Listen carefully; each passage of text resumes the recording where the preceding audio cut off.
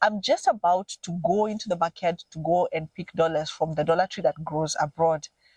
Guys, before I go, please stop pressurizing your family and friends who live abroad. There's no dollar tree in the backyard. I've been here. I've seen how hard people work.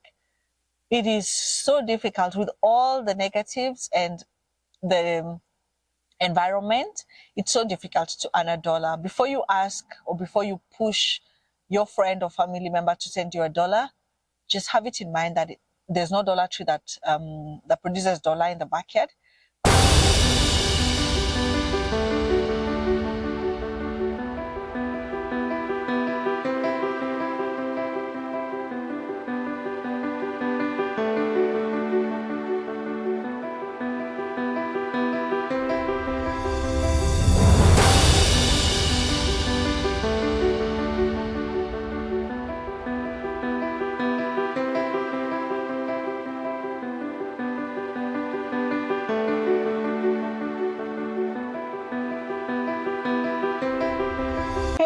Everyone, welcome. Karibuni again to Wellness by JF podcast. As usual, I'm your host JF, and I'm super excited to be able to be here today. I know that you guys have been waiting for a new episode, and yes, I am working on my consistency. I'm a work in progress in that area. And today I am super excited to speak on a topic that many people have questions about and have requested me to share. But a lot of other people sometimes do talk or do not talk about it. So I know that from back home in Africa, from Kenya, from Nigeria, from South Africa, there's always that allure to go abroad, and people will do anything and everything to go abroad. I recently had a chance to visit the big CA. I'm in Canada. Yes, peeps. And I thought to share some lessons that I've learned while on my trip here. The reason why I wanted to do this episode is because I feel there's a lot of information and misinformation on the internet, and I see a lot of people, a lot of youngsters losing a lot of money, a lot of parents losing a lot of money in cases where you're not supposed to lose money because people are not willing to share. People are gatekeeping. You see them. They're gatekeeping the information. And I thought, why not share this experience in this way? So on this episode of Wellness by JF podcast, what I'm going to be sharing is some of the things that I've learned, noted, and observed in my short trip here to Canada. And of course, I'm shooting on location. What do I say? So yeah, go ahead, as always, grab your beverage of choice. Join me as we unravel things that I learned on my trip to Canada, and if Canada, abroad, USA, America, Norway, Germany, is it really the land of milk and honey? Should you do everything at all costs to move here? Join me. Now, I have some pointers that I wrote here, and the first one that I'm gonna speak about is money. Now, when you want to move abroad, let no one lie to you, money is very important. I honestly think that even from the visa fees and some of the fees, official fees associated with getting visas, like the biometrics, the fees, I think they've been set at that level to kind of like discourage a lot of people from going there. And so even once you arrive, you realize quickly, soon enough, money is important. From the visa fees to biometrics, those are just the processes you have to take from back home, even before you arrive here. And once you arrive here, you soon realize that everything is associated to the dollar. And so having money is very important. And if you come here with limited financial resources, you're really going to struggle because everything is so expensive. Everything is like almost 2 to 3 times more expensive than what we experience back home. And especially if you'd have converted your local currency to now the Canadian dollar or the US dollar. So, I mean, I'm going to try and attach the current rates as of the day of shooting, for you to be able to understand like how much it is. And so you might have like a good amount of money back home, but when you convert it to the currency of where you're going to, the money is reduced substantially and life is very, very expensive over here. And so if you are not financially buoyant, if you're not financially boxed up, then needless to say, you're obviously going to struggle a lot. And one thing, and the second thing that you learn about Canada or abroad is that I think everybody is just pushing their own life. I find life here to be very stressed. People are so stressed up, getting caught up in the cycle of 9 to 5 or 9 to 9 or whatever on, or the shifts they're working on. And so everybody is just like focused on their own, their own life, and no one really has time to take care of another person. And that is a negative that I picked up the moment I came into this country. Life is very individualistic. I dare say that I find people here like really selfish, because everything, as I've said, is attached to a dollar. So if you say you want to visit someone, the next thing they would think is like probably to buy you food, how much would that cost, And so everybody is just living their own life and trying to make sense of their life. I don't know if I make sense on that point, but I hope you get it. Another thing that is a big take home is that information is readily available. Guys, you don't even need, in most cases, an agent, especially, I dare say, an agent from back home. The information that you need, if it's a visit visa you want, if it's PR you want, if it's express entry you want, if it's a study permit you need, all that information is available on the internet. Please make use of Google and YouTube and hear from other people's experiences, and then do your own research to avoid you getting conned. My heart breaks every time I see parents and young people who sell their land, sell their cars, use up all their life savings to ensure that they get a visa. And then they pay this money to an agent who is definitely a con, because no one, as per my understanding, no one is able to influence the embassy when it comes to visa. What enables you get a visa is if your documents are in order and if you meet the bare minimum, the basic requirements that they need, of which that information is available on the internet.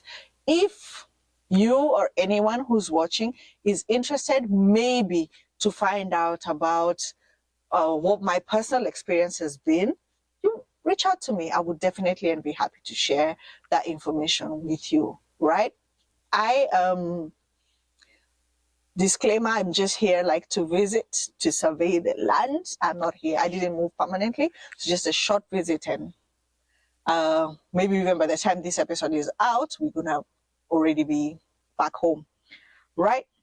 Another negative thing that I learned or I picked up on this journey, and I'm just going to call it for what it is a lot of jealousy. And this jealousy, I picked it up on both sides. I picked up jealousy from family, friends back home, and also from some of the family and friends that have, settled abroad already.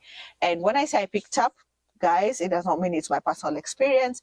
It just means that I have noticed when I see people's stories, when I hear people's stories, this story resonates all across the board, and it's all across Africa. It's like when people hear that you got a visa and you're traveling maybe for studies or whatever, it's like everybody just becomes agitated. Oh, why are you leaving us? A lot of jealousy is involved. I've heard of stories where passports disappear a day or a week before someone has to travel. I've heard of stories where people have been killed before they've had to come back. I've heard of stories where people have been poisoned before they've had to come back or to leave the country. I honestly think that is a wasted negative emotion. There's no reason for you people to feel naked, to feel jealous or envious when a friend or a family member is traveling out of the country. See, everybody has different dreams and and ambitions. And if you want to go abroad, I kid you not, there's nothing stopping you. The only thing stopping you is yourself. So instead of sitting and harboring these negative emotions where you now turn against your friends or turn against your family, it doesn't make sense, guys. I think it's something as a community, as a continent, we have to do away with. The other type of jealousy that I've also seen is when it comes to now family and friends who have already settled abroad. And so you are coming in as a fresher, for lack of a better word. And I find that a lot of people keep information. I could be wrong, but my overall feeling is that people who have come abroad already and already settled here, they almost want the ones who are coming in not to come in, one. Two, they want them to have the same experience that they had. I mean, if you had a negative experience or if you had a difficult journey, you want them to have a difficult journey. Or three, you want them to have more or less a journey like you had. There's a way that this whole abroad journey can make you a bit bitter because you're coming in from where you're coming in and you're coming in to start from scratch. It is not easy. And the way the system is, my experience is that this system can really, really, really mess up with your mental health and with your psyche. There's a way it's just structured. It's not friendly as such, but I understand why people would leave their, you leave their settled lives to come and to try over here. And so that's also something that I picked up. And in all honesty, I think gatekeeping in 2024 is so outdated. And I'm saying this without any fear. I'm saying this even to some people who pretend like they're leaders and they're out to mentor people, and they're not. I know I've had such an experience with one of your big content creators over here on YouTube, and she won't literally even respond to your messages. She won't give you any advice. She won't do any of that, but she will consume your content and she will copy your content. Let me keep quiet on that. So that's a negative. One thing that, another thing that I've noticed is that, that I've learned is that up here in Canada, abroad, house chores is a must. There's no two ways about it. Let me drink on that.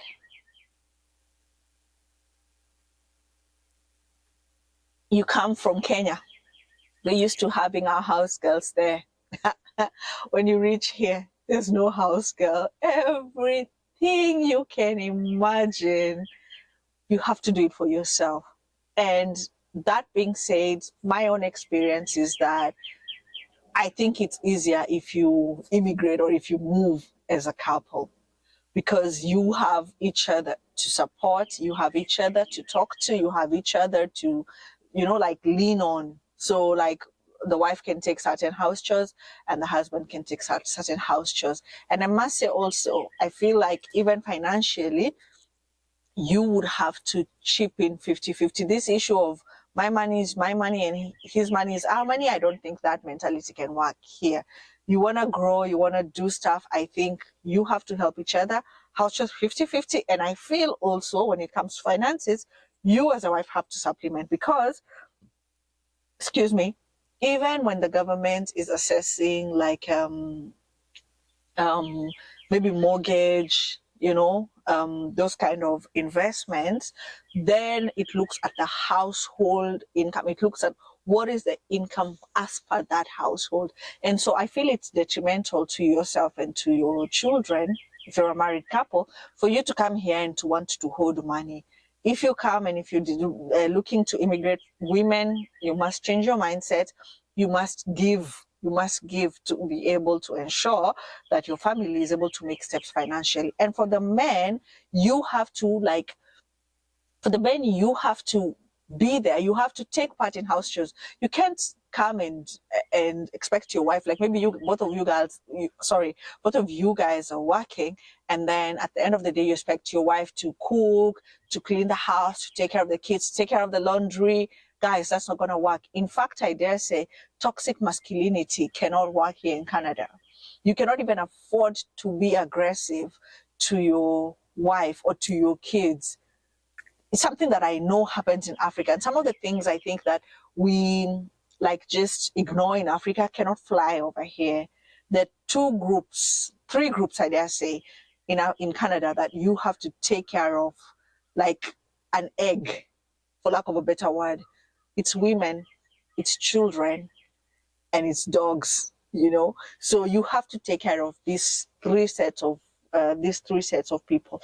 And if you know sets of people, no, these three categories, right?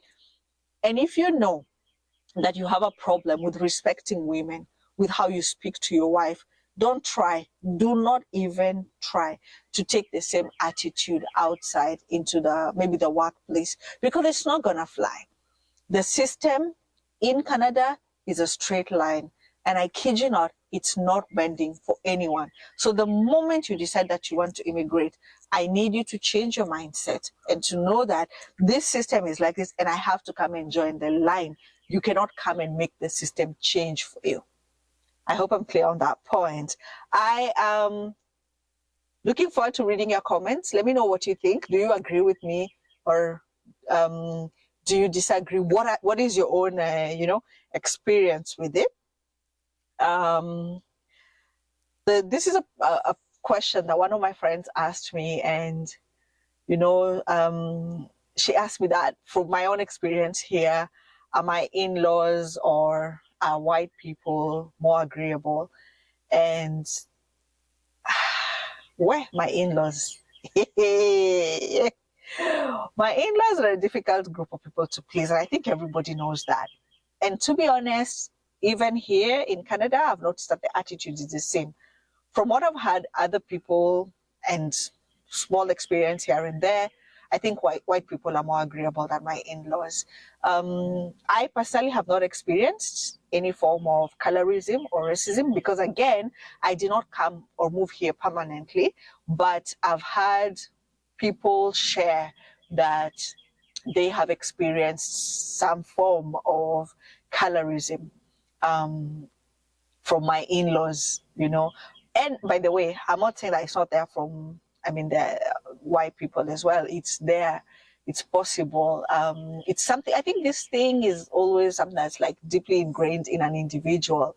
And sometimes because of cultural beliefs and, their mindset, some people could think that they're superior. But for me, as far as I'm concerned, I'm the most superior, I'm the most beautiful, I'm the most intelligent. And so you and your mindset and what you think, you can go. Right. Another thing that really got to me in this trip was children. I have like 2 children, and on this trip I did not travel with my children, and that was very, very difficult. Just being without the kids was too much for me as a person. What I would advise is generally, because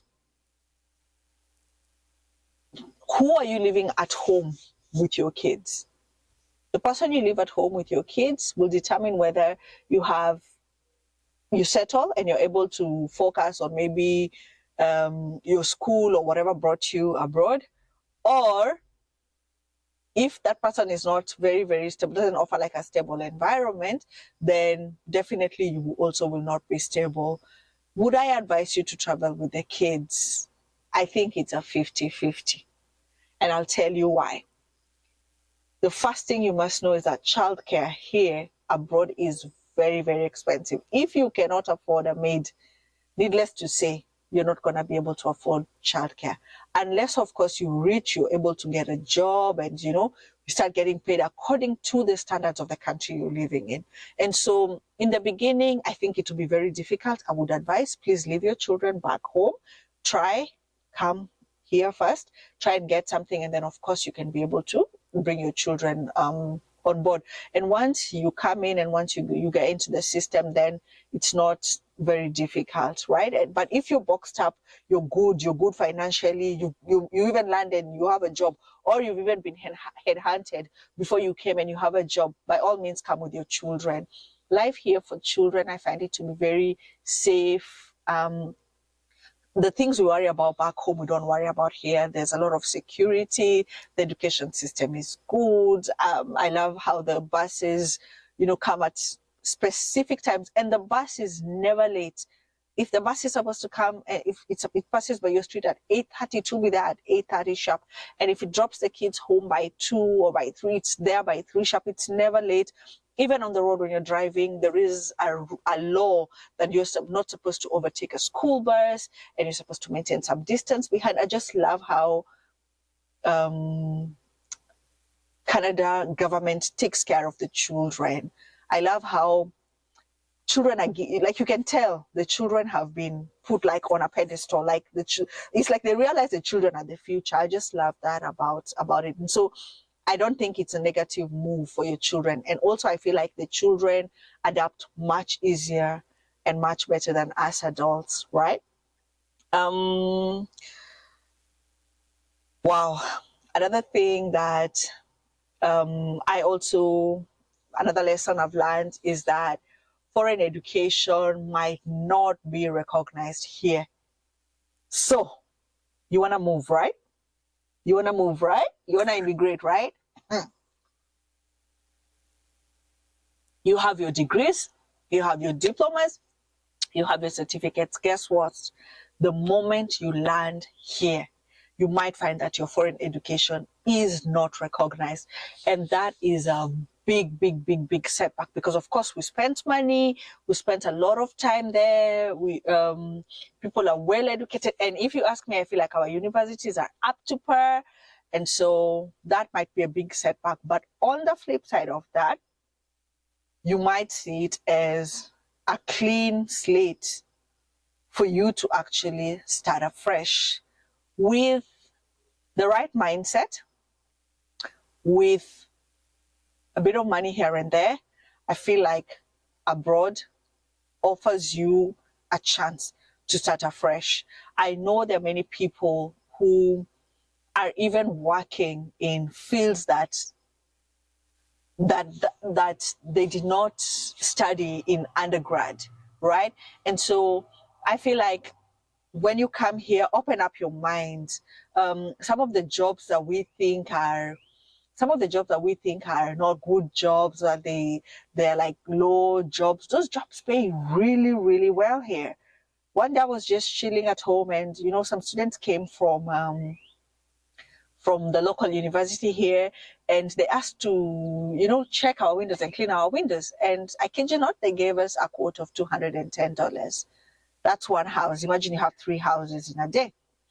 Any job that you can imagine has like a very good pay per se, because they have something called minimum wage. And so when I did my small math here and there, I said, like, you might get a job as a dishwasher in Canada.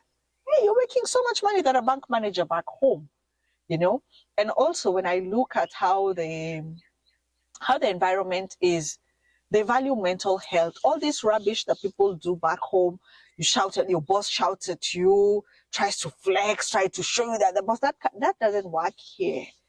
Here everybody is equal. You treat people with love and not love, but you treat people with respect, right? Even the racism, or that as I say, might just be like submarine, like under the water. It might not be on the table like that, because it is actually illegal and against the law. So I think that if you get a chance to come, supposing maybe okay, which one can I use? Like, say maybe you're an MBA, MSc, and you're finding it hard to transition or to go into the system, just be willing to check what other skills can you add on to your resume to make you market ready, right? Okay. The process The process can be long, the process can be tedious. It involves a lot of paperwork, a lot of confidential information that you have to share. They could request you to do a medical test. They could request you to do to have a police clearance certificate. They could request you, depending on what you want to do, they could request you to, sit for an English exam, which I find punitive because all our education in the case of Kenya is in English. So why do I need to put that I speak English, But that's the rules. So you could be requested to do all of that. Please ensure you follow the due process. Do not try to bring fake credentials, because that is what normally leads people to get banned. Do not bring fake credentials. Just trust the process, trust yourself, and of course, trust God, and hopefully things will work for you. Now, to answer the big question, is Canada the land of milk and honey? Yeah.